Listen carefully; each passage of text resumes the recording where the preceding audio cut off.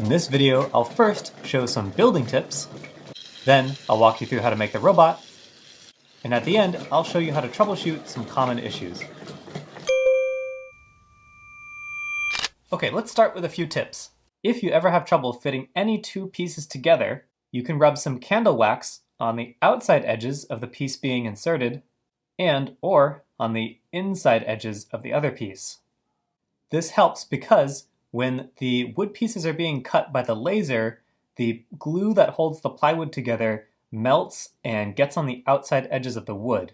That glue is kind of tacky and it can make it difficult for the pieces to stick together. The wax covers that layer of glue so it's not quite so sticky, and that makes it easier to fit the pieces together. However, that layer of glue on the outside edges of the wood is also what helps these pieces stay together. So only use the candle wax when necessary. Okay, tip number 2. If there are two pieces that are too loose and they're falling apart, you can get a very small piece of masking tape, pinch it around the outside of the connector, and then fit it back into where it needs to go. Alternatively, if your robot is completely done and you've fine-tuned it and it's working great except something keeps falling out, you can just apply a little bit of super glue to the outside of the fitting. Okay, tip number 3. If you need to take something apart by hand, the easiest way to do this is to firmly pinch it, and as you pull, wiggle the piece from side to side. However, there's an easier way to separate two pieces. All you need is a blunt, non-sharp butter knife from your kitchen drawer, or a small flathead screwdriver. Either way, to remove two pieces more easily than by hand, wedge the tool between two of the parts, and then just give it a twist. Repeat on the other side until the part comes loose. You can also use this technique to loosen up a connection that's too tight. Tip number 4. If you want to paint the robot, I recommend doing that before assembling it. If you do choose to paint your robot, make sure not to get any paint inside any of the connection points or on the outside of any of the connectors. The first step is to wire up the battery holder to the motor. Make sure to turn the battery holder off so you don't accidentally create a short circuit by crossing the wires. Open up the battery holder and install the batteries so the flat side is touching the spring. The motors have two metal tabs on them that have holes, and we're going to use those to connect the battery holder.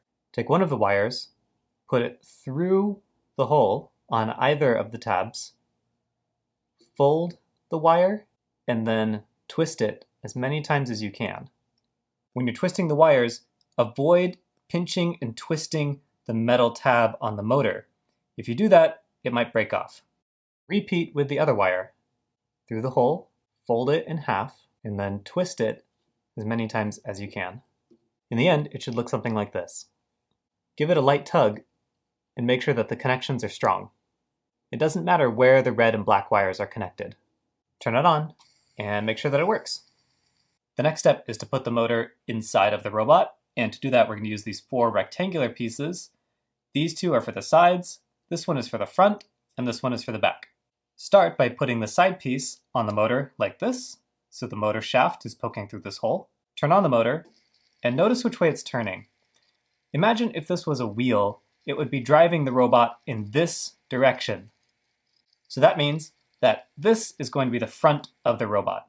The front piece has this squarish hole on it, and that goes right here. Attach the other side piece, and the back. Double check the motor direction one more time. Remember, if this was a wheel, then we want the robot to be driving in this direction, which is the same way that this piece is facing. Next, we're going to add this bottom piece onto the robot. You'll notice that there's this little plastic piece on the bottom of the motor, and it does not line up with the center of the plastic motor casing. This wooden piece has a hole in it that also doesn't line up with the center, so make sure that those two parts are lined up before installing the bottom piece. The easiest way to do this is to start on one side, like this, and then fold this piece down, working your way onto each fitting one at a time. This last connection can be a little tricky, and the easiest way to handle this is to pull this piece away from the rest of the robot and then put the bottom piece down and put it all back together. So you can pry this piece away by hand, or now's a good time to use something like a butter knife to very carefully pry this piece away from the rest of the robot, then fold the bottom piece down and fit it all back together. Okay, flip it back over. Now we're going to put on the top piece. You'll notice one side has a semicircle hole, and that's for the wires to pass through. So align that side with the neck of the robot. So move the wires into position, put this piece on just like that, and then like the bottom, go ahead and fold it down onto each of the fittings one at a time. Now, if you want to put on the head of your robot right now, so it starts looking like a robot, you can do that, but I'm going to leave it until the end so it doesn't get in the way. The next step is to start assembling the leg mechanism. So set this aside for now, and gather these little staple-shaped connector pieces. These need to be fit together, and the easiest way to do that is to interlock them a little bit, just like this, then set it on your work surface and push down with your thumbs until it fits all the way through. You have a couple of extra just in case one or two break. Now take the motor connector piece, set the connector into the cross-shaped hole, and like before, push down with both hands until it fits all the way in. The easiest way to attach the motor connector to the motor shaft is to lay the robot on its side, position the motor connector over the motor shaft, and then like before, push down with both hands. Give it a test, and make sure it's turning. If it's not, or if you can hear it really struggling, that means that it's on there too tight. So just loosen it up until it's moving easily. Now get this piece that has a slot for guiding the leg mechanism. Take another connector, position it over the cross-shaped hole, and like before, push down with both hands. Now we need this connector to be pushed about halfway through the other side. The easiest way to do that is to hold this piece with both hands so your thumbs are on top of the connector and your fingers are on the edges, then push through with your thumbs.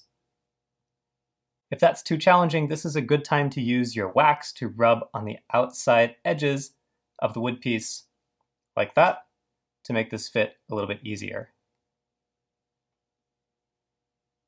Now take the guide piece and fit the connector into this cross-shaped hole. Now take one of the legs and fit another connector into this cross-shaped hole, just like before. Put the leg onto the motorized piece and make sure that this connector goes into this guide slot. And now cap off the motor connection with one of these gear-shaped pieces.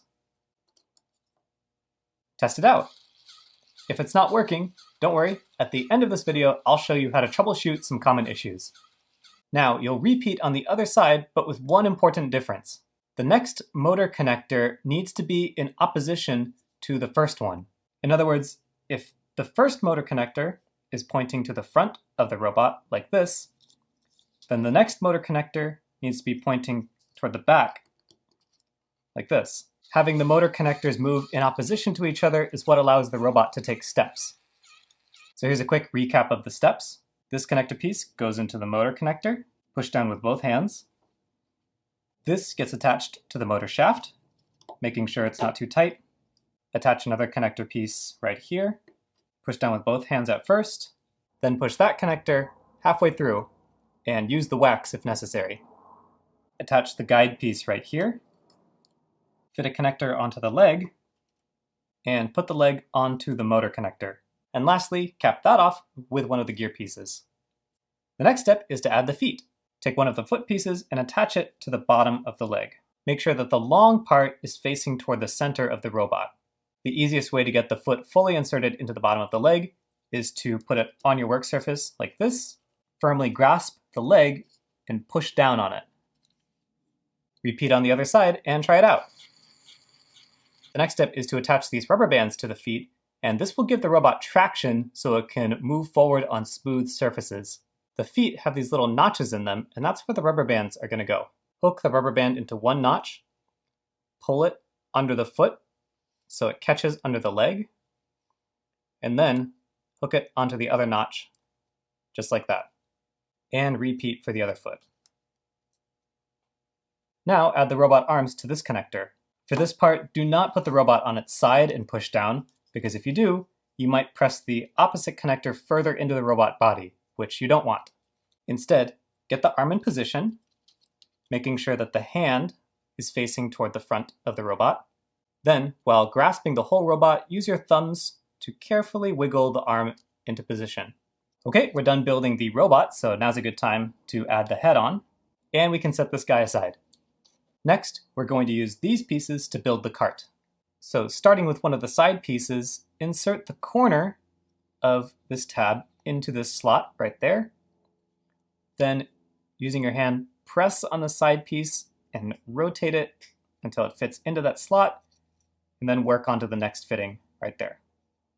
When you do the other side, make sure that this hole and this hole are going to line up. Now attach this small piece onto the side that's closest to these holes.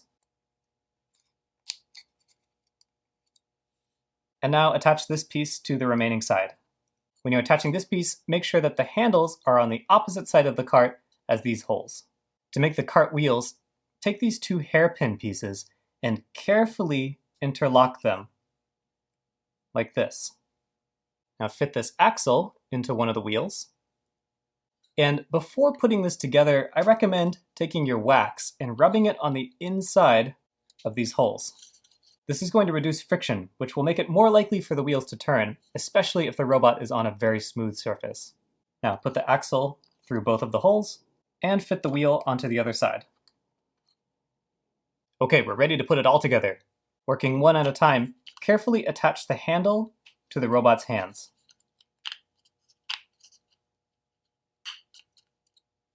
Now insert the battery pack into the cart, and the last step is just to give your robot some personality. Okay, let's turn it on. And it's working, but it's a little sluggish. So if that's happening, that means that the pieces around the motor connection are pressed on too tightly. So you can loosen that up by hand, or take your butter knife or screwdriver and wedge it between any of the two pieces and just give it a wiggle like that. Okay, now let's try. That's better, but it's still a little sluggish, so I would probably repeat that on the other side. One other issue that might occur is that the leg might fall out from this guide slot. If that happens, it's because the motor connection is too loose. So just tighten that up as much as you can while still allowing the pieces to move freely. If the wheels on the cart are not turning, that's probably because the robot is walking on a really smooth surface and there's just too much friction between the wooden parts. In other words, that means it's easier for the wheels to just glide along the surface rather than actually turn. To help with that, I recommend rubbing more wax on the inside of these holes here on both sides, and also rub wax on the axle. And finally, you can rub wax on the inside of the wheel, like this, where it rubs against the side of the cart.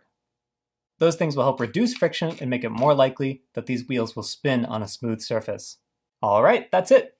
Thanks for watching, and I hope you enjoy your new robot.